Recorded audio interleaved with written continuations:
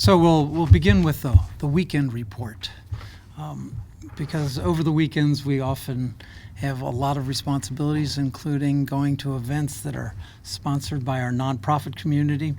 And so I just want to share with you, our nonprofit community is so extraordinary. So I was in Olney because the good folks in Olney have established an emergency food shelter in Olney to take care of hunger in the Olney community.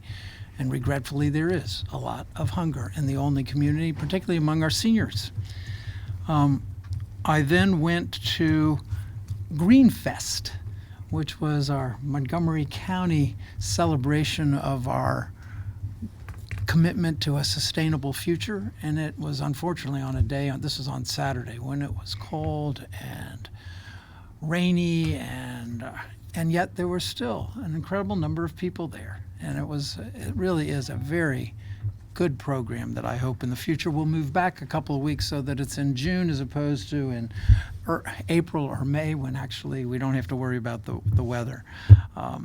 Yesterday I was with the Sikh community because the Sikh community had a open house in which to basically speak of our oneness and our solidarity with all faith communities. And it was just a lovely program, a lovely event, and a lovely community. And then this morning, I guess Saturday night, it was at Strathmore, which was an extraordinary event with Tony Bennett. And I confess I have not been a great Tony Bennett fan like many others who are, and it made me nervous. A 90-year-old gentleman getting up there. I didn't know, really, how will this go?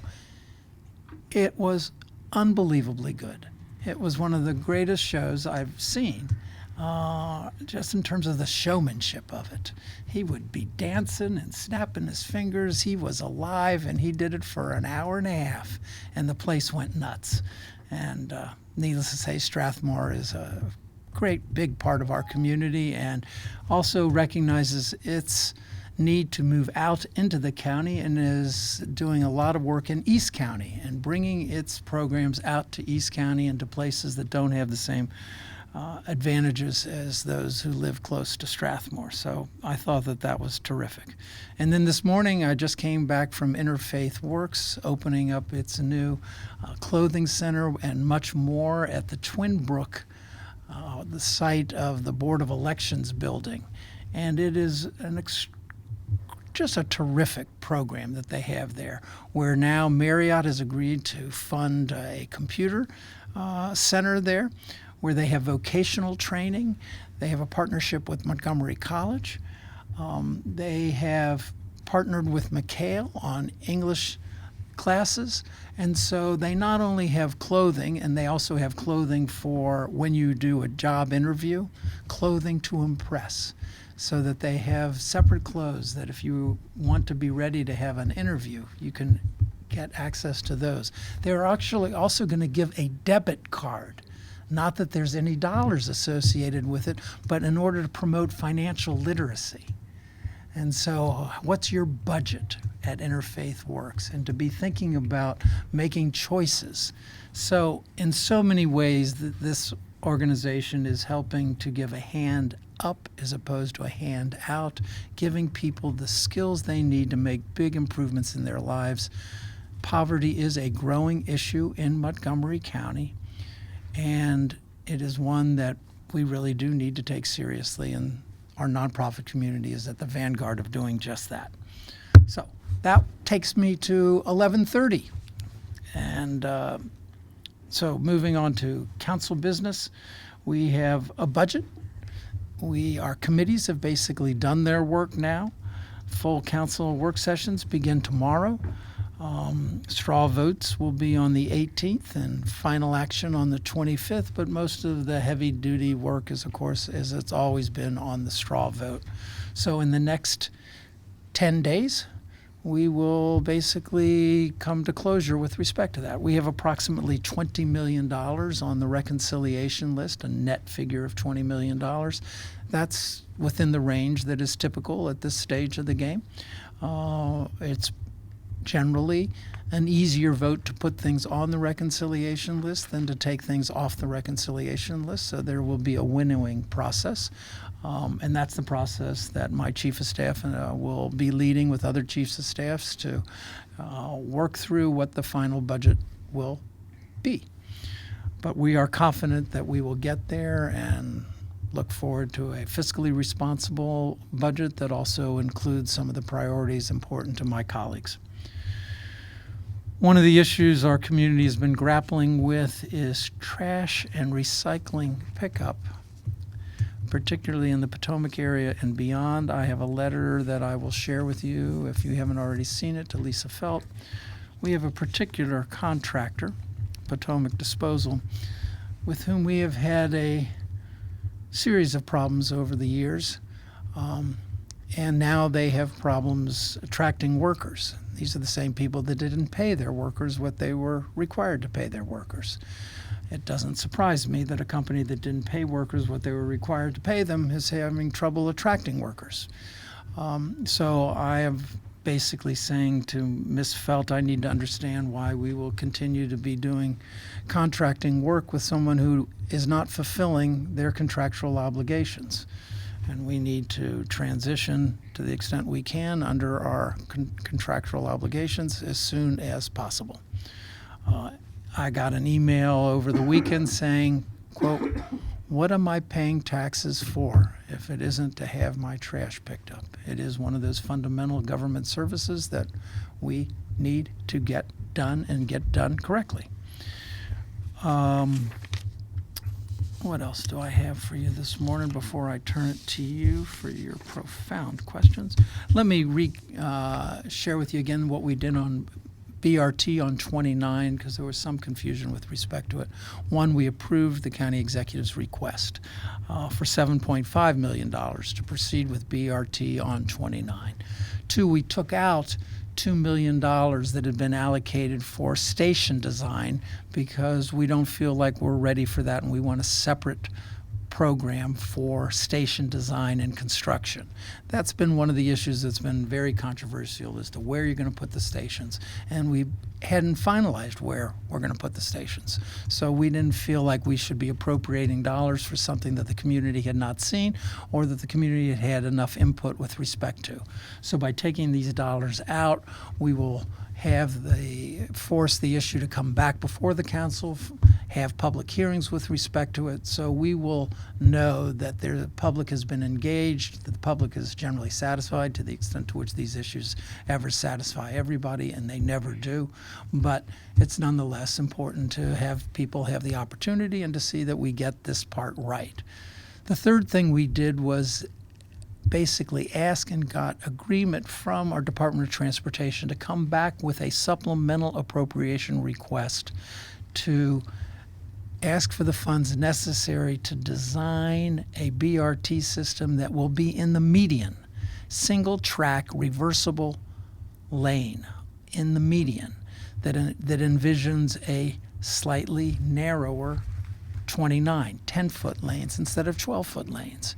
If you do 10-foot lanes instead of 12-foot lanes and use the median, the preliminary indication is that we could have a single-track reversible BRT that actually would achieve what many of us want to see with respect to BRT, get it out of mixed-use traffic, have it be in dedicated lanes. That's always the goal with respect to BRT.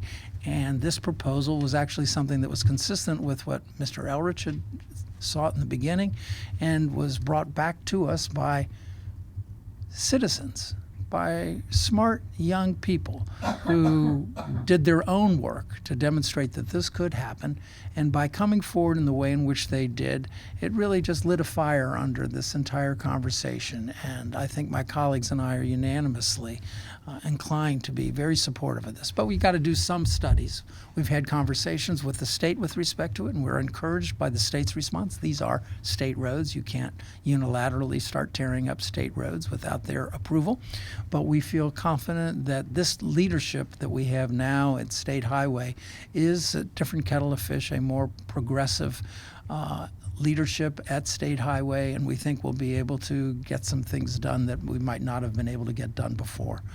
So that combination is, in my judgment, a very good combination. We can't have it be part of this phase because we have a federal grant that we've received for a particular project.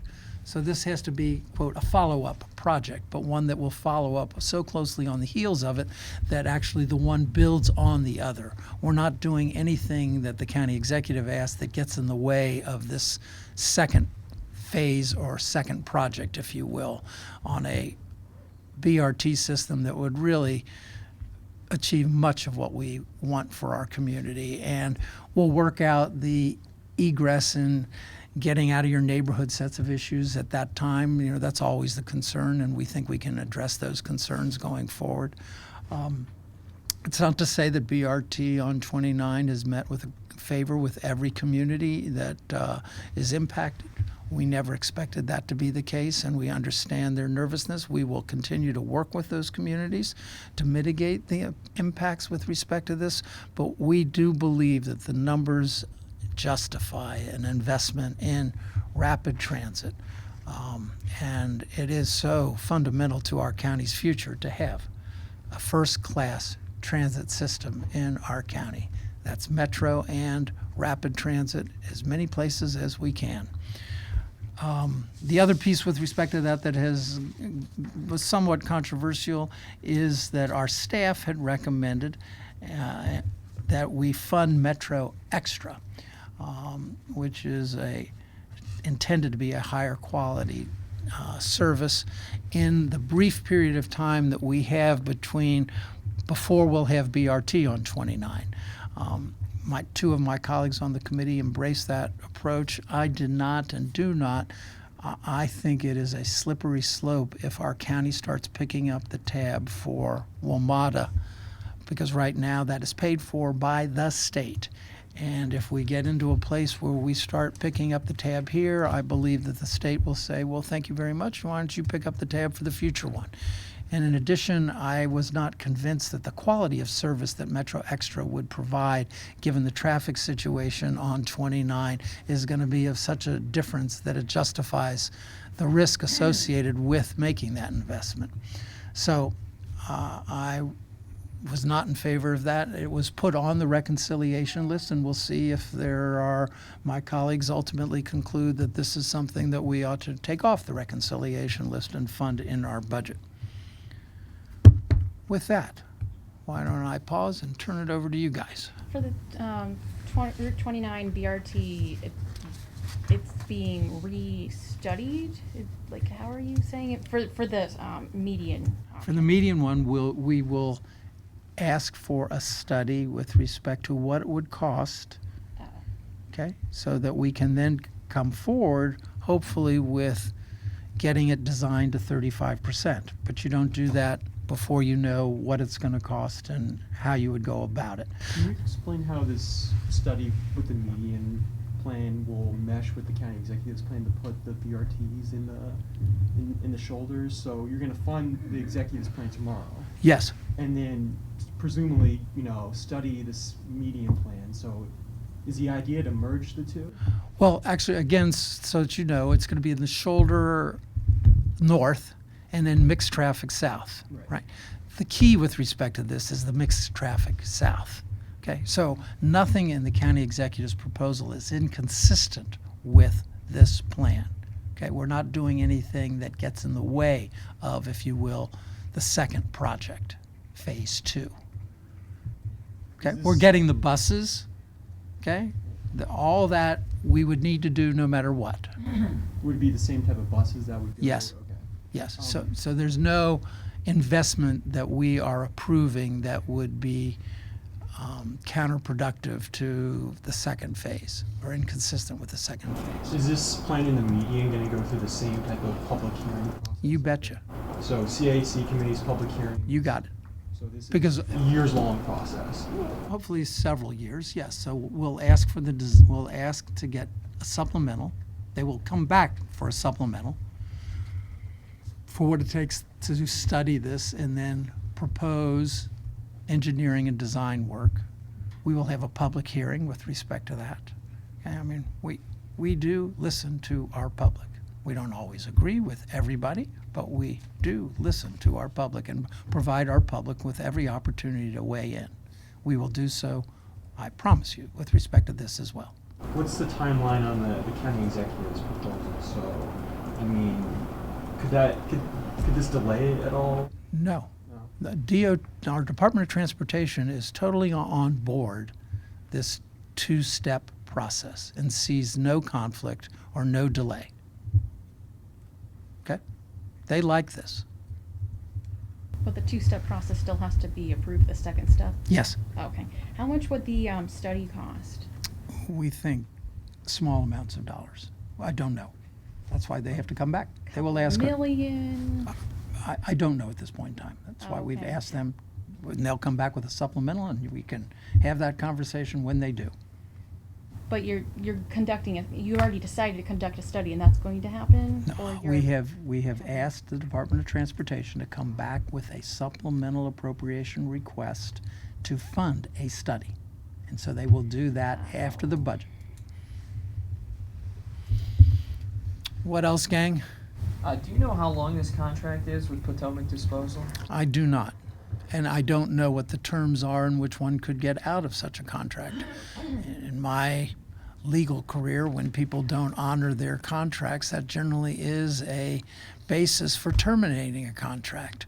I do know that there is concern with respect to the capacity of all of the people that we employ for this purpose to take over that responsibility. That is literally, you've got problems. How many trucks do you have, and how many trucks can you put on the road, and where are we going to find the trucks to take their place? So there may be some transition issues that need to be worked through in order to make sure that we do in fact have the capacity to pick this up. I believe that what's taking place now is that the recycling, that the trash is being picked up, but the recycling and yard waste is the biggest sets of issues. Does Potomac Disposal handle trash pickup? Yes. Maybe this has been reported on, but what's the underlying problem? Why is there a labor is it a labor shortage, or is it what's going on with Potomac? Do we know? I don't know the details. I've been advised that it is partly a labor shortage. Do you know how So much- part of my letter is to indicate to Ms. Felt that we will be holding a special T&E oversight committee meeting with respect to this in the near future. Do you know how much the county pays annually for this contract? I do not. Okay. The part that you said, somebody sent you an email asking, what do I pay taxes for? Not every resident's recycling trash is paid for by taxes, is it? Some people pay money to their homeowners associations? There may be some people that pay to their homeowner association, but most of the county residents are served by county services in this regard, Okay. either directly or contracted. Why weren't they fired yet? Like 3 days late, that's kind of, why is that being accepted? I'm asking those questions. Thank Okay. you. Fair enough. And if you were to get a new contractor, I assume that would have to go through the RFP process and stuff. That could take months, correct? It could, certainly with our procurement process, it is difficult, although there are ways in which one can have a sole source contract in emergency situations that I believe would be acceptable. There is not a huge universe of people out there that do this, so that's clearly something that the department needs to be looking at, and I assume they are looking at. I think that's part of the reason why they haven't terminated the contract if they have the legal right to do so. There may be cure times, when you have a contract with people, you may say you have to cure within X period of time or blah, blah, blah. So I haven't seen the contract. I look forward to seeing the contract. Is there anything practical about bringing this function in-house and doing it, and having the county itself have a dedicated? Well, there were, before my time, territories created for this purpose, and so I think there are like 3 contractors out there. So I think it's a fair question, Bill. I don't know what the dynamic is in that part of our county that makes it either uneconomical for us to do it versus them. And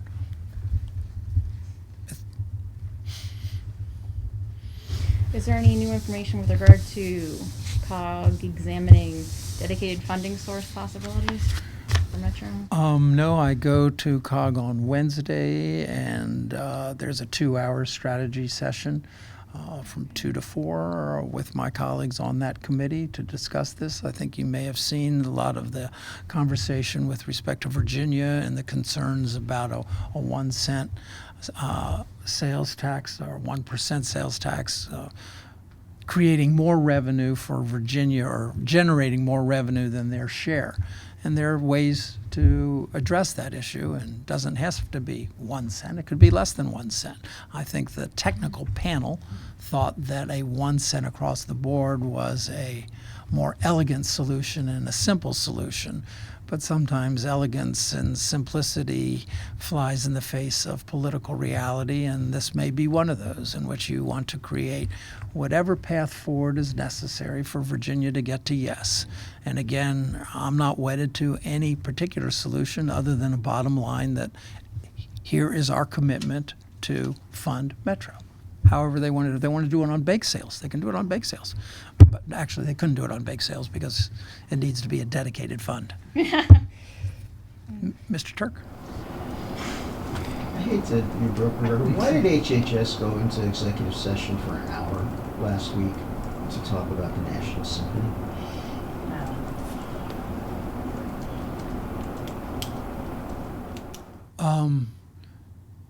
One of the bases for going into closed session is when you are providing dollars to an institution that is struggling, okay, so that you are not talking publicly about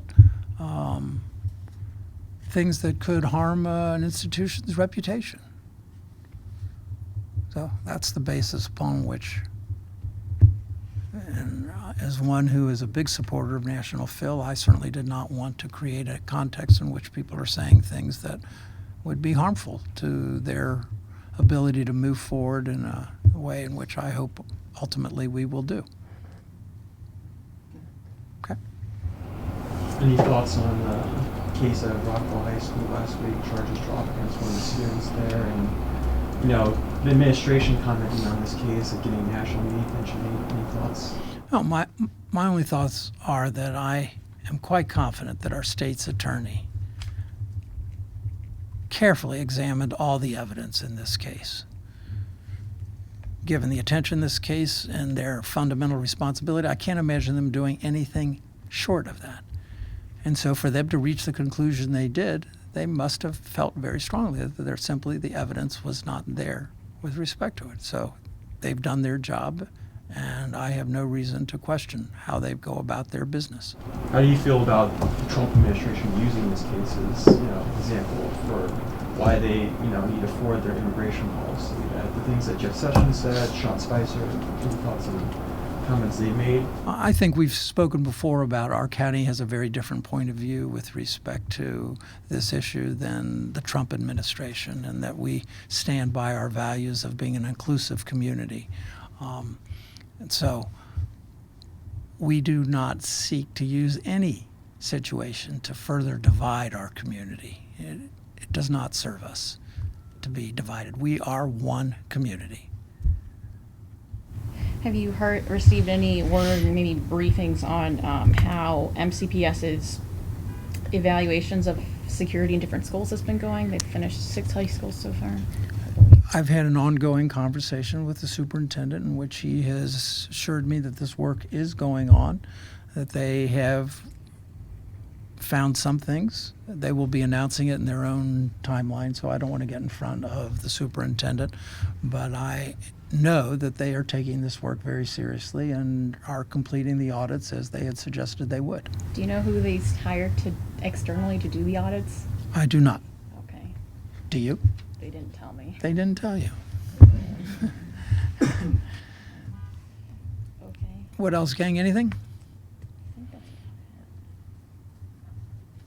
Okay. So we'll conclude with the obvious. The Nationals need more relievers, and the Wizards need to win on the road, and the Caps need to win tonight. Should the Council